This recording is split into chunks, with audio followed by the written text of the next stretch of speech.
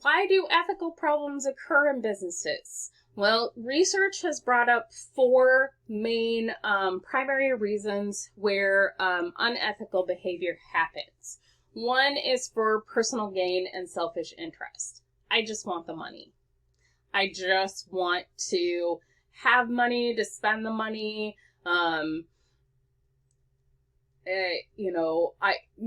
want to see if I can get away with it. The next is competitive pressure on profits. And this comes from a lot of places. So do I have to meet a certain sales target or I'm going to lose my job? Or I don't get a pay bonus unless I meet a certain number of sales. Or my competitors are beating me out and my stockholders are starting to get disgruntled about how their stock is becoming less valuable. And so I'm starting to get pressure to make my profits more valuable through unethical means. Okay, conflicts of interest. I already gave an example of that. So if I'm in charge of finding a supplier, I might be more inclined to hire a family member or go to a family member's company than to go out and get the lowest cost supplier or the best supplier or do an actual bidding process. Cross-cultural contradictions. So this comes from what may be unethical in the United States is not considered unethical in another country. And if I'm doing business in that country, would I maybe have to do something unethical in order to, that I personally consider unethical because it's considered a normal business practice there. One of the examples of cross-cultural contradictions would be bribery, which we've had come up in previous chapters about where in some countries bribery is an expected part of doing business. Where we would say bribery is wrong, accepting and giving bribes is an unethical behavior. In the United States, it's illegal, but as I said, in other countries. So this cross-cultural rule about what behavior is and isn't accepted based on those social standards and social norms. Okay, fraud. So this is the fraud triangle is what it is called. And it has three parts: opportunity, pressure, and rationalization. And so what experts say is that in order for fraud to occur, these three things happen. The first being opportunity. Okay, so if opportunity does not exist, it's a lot less likely that fraud will occur. An employee who has no access to the accounting records or no access to the cash drawer at a business doesn't have that opportunity to commit fraud. Okay, and so that's one of the things that the Sarbanes-Oxley Act also has provisions for, is they encourage companies to remove that opportunity by having kind of checks and balances. It's called internal controls in the Sarbanes-Oxley Act, but what this is looking for is saying if you have somebody who has access to write checks for the company or to distribute cash, you need at least one other person who is checking in on that person and making sure what they're doing. Or instead of saying, I can distribute this much cash, say every time there's a distribution of cash, it requires 2 signatures. Okay? And so it kind of takes away that opportunity of, I need more than one person to check in on this before it can happen. Okay. Next is pressure. So you have pressure to commit fraud. You have financial pressure. You have a lot of bills. You have a lot of credit card debt. Your medical bills are stacking up. You bought a house that you can't afford anymore. Other types of pressure, the example I gave with Wells Fargo, where they were told if they didn't meet sales targets, they would lose their job. So the pressure was to protect and keep their job and to keep their paycheck. Okay? And then comes rationalization. And the rationalization part is where we talk ourselves into it. So I have monetary. So in this example that I'm going to give, there's monetary pressure. So I've got financial pressure coming from somewhere. Maybe I want a nicer house than I have, or my car payments become a struggle, or different things like that. I have opportunity because I'm able to access, the accounting records or different things like that. And so then how do I rationalize that I should have access to this fund? So another example that I gave earlier was in Professor Summerer's case, where that sales officer in the company where he was an auditor had said, well, I'll pay everything back. I need the money right now to help a family member, pressure, and I'm going to pay it back. Rationalization. It's okay for me to take it because I swear I'm going to put it back. Okay. Other types of common rationalization are, if they paid me more, I wouldn't need this money. So I'm a valuable employee, and if I was just being paid what I was worth, I would already have the money. Okay. I'm just doing this to keep my job. I'm doing this because I was told to do it by my boss. I know it's wrong. I know it's illegal, but my boss told me I had to do it. And so if my boss says it's okay, it's okay. Okay. So rationalization. That's how, when we have both pressure and opportunity, we talk ourselves into it's okay. Okay. So as I said, the belief is that all three of these things have to exist in order for someone to commit fraud. Okay. Other ethical issues in the workplace come into spirituality. So religion is a major factor in morals and ethical beliefs. Okay. Different ways that we can accommodate that is that we accommodate employees to meet their spiritual and religious needs. Okay. Some people argue that all spirituality should be kept out of the workplace. That's not something that should be accommodated. That's something that happens on your own time. Other companies fully embrace spirituality and say that's a part of our organization's culture. Some companies might even pick one particular religion, and then privilege that religion above other religions. So one example for this might be Chick-fil-A.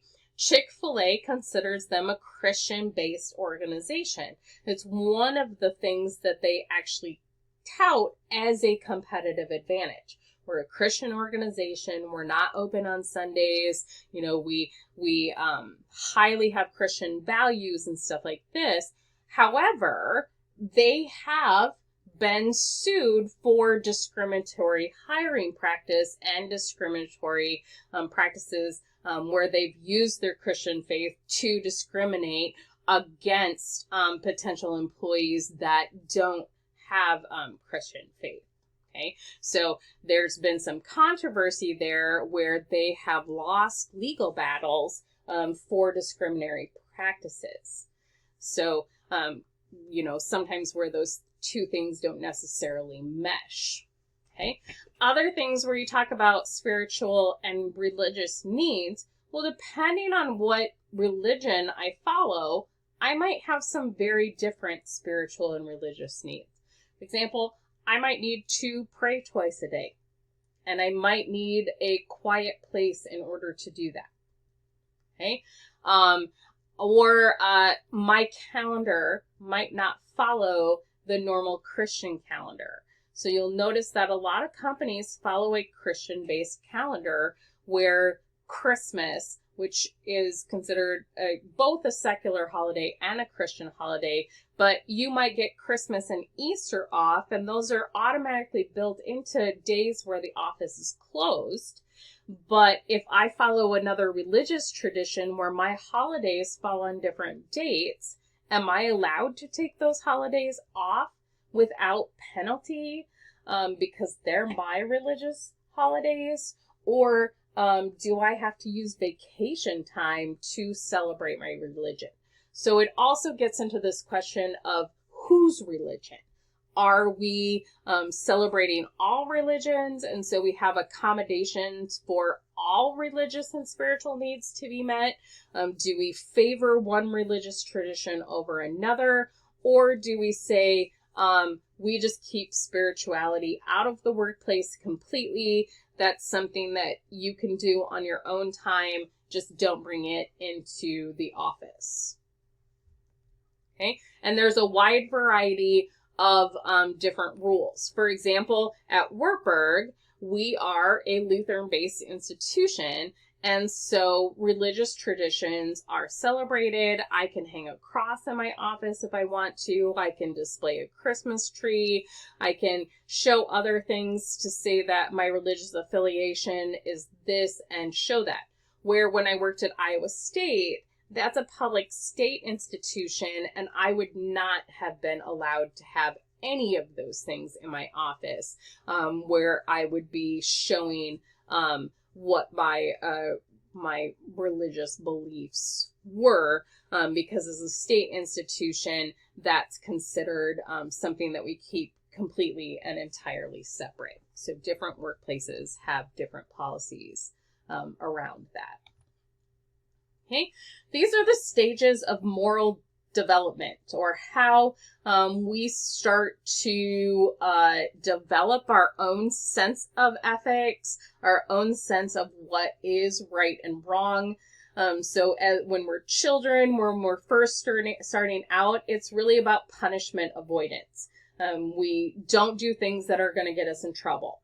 Okay, so we're taught not to touch the stove. You know, we're taught what the social norms within our household are, and that if we do things outside of that, we're going to get punished for that.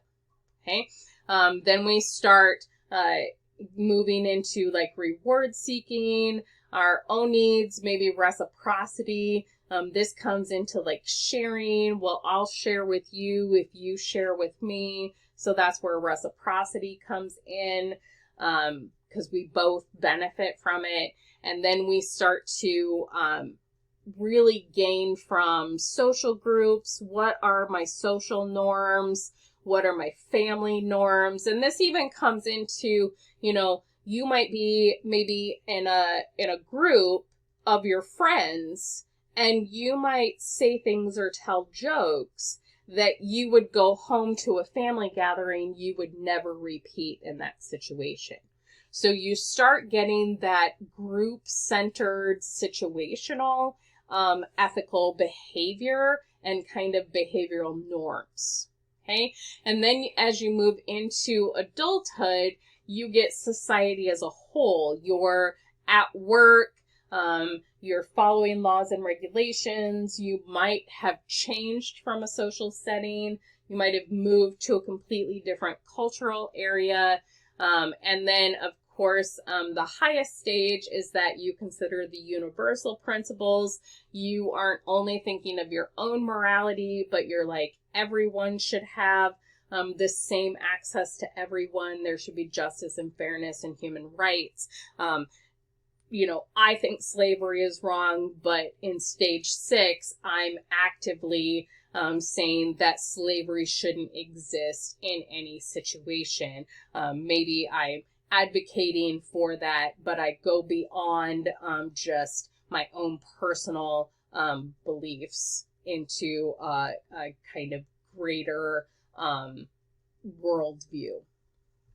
Okay? Different types of ethical reasoning. So we have, these are kind of different types of ethical reasoning, different types of ethical background. So one is virtue ethics. Virtue ethics puts a favor on values and character. What makes a person good? Okay. So we say these kind of character traits mean you're a good person, and these kind of character traits mean you're a bad person. Okay. A utilitarian reasoning looks at the benefits and costs. So this might be, if I make this decision, what are the impacts? Okay. And I want the net benefits to exceed the net costs. So I might say, I'm going to make this decision as a business owner, and it has a major benefit to my consumers, to my customers, but there's a negative benefit to the environment. And then I have to say, is the benefit to my consumers greater than the cost to the environment? And can I, justify that it's okay sometimes that there are negative impacts as long as the positive impact is larger? Okay. Rights. Okay. So this is a basic entitlement. I have the right to this. Okay. So we have basic human rights. There are universal lists of human rights. We have, in the United States, we have a constitution which states out these things are considered human rights that we've put in. But of course, then we have balancing conflicting rights. Okay. Where sometimes we might say, like, my right to practice my religion should be more important than your right to avoid my religion. Okay, so where we say separation of church and state, where those conflicting rights come in, is I might say that a right as a Christian is to have laws that enact my Christian morality and my Christian values, and instead laws are being enacted that violate my rights and beliefs. Okay, but those rights could be supporting human rights and getting up to fairness and equality. So it's kind of that kind of, justice is considered fairness. And so fairness is where really we're giving people what they need at the time that they need it. Okay. So when we get into justice, there's some, where we talk about like equality, inclusiveness. Justice is really about people get what they need when they need it. So we say distributing fair shares. So sometimes that might be, people might think, well, fair means if one person has $100 and they're going to share it, we all get $25. Okay. That's actually equality. If I have $100 and everybody gets $25, that's an equal distribution. Okay. So justice isn't about equal distribution. It's about fair distribution. So if I have $100 and I'm going to share it with 4 people, one of those people might only need $10, where another one needs 30 and another one needs 50. Okay. So it's justice and equality sometimes get mixed up, where justice is they get what they need when they need it, and equality is everyone gets exactly the same thing, whether they need it or not. Okay, so when we talk about virtue ethics, they have evolved through time. So we see 4th century BC, Plato and Aristotle, some of the earliest, most famous philosophers, really about what kind of character traits makes a good person, what's considered moral values, or different things like that. Virtual ethics really look at what forms a good person. You can, if you've taken a leadership class, you might have also seen kind of similar lists in evolving leadership theory about what people believed made a good leader. So, when leadership theory kind of first starts, You know, the characters that made a good leader were that you were male, you were tall, you were born into the right family. So, and how that's evolved to today about what kind of characters or virtues we would put on a leader. You can even see like here where we have in the 1700s, cleanliness was considered one of those things. If you washed your hands and showered on a regular basis, that meant that you were a good and godly person. And if you didn't, then that meant you were a bad person or you had bad character. So you can see kind of how these have evolved over which virtues are privileged in society over others. Okay, we'll continue in the next video.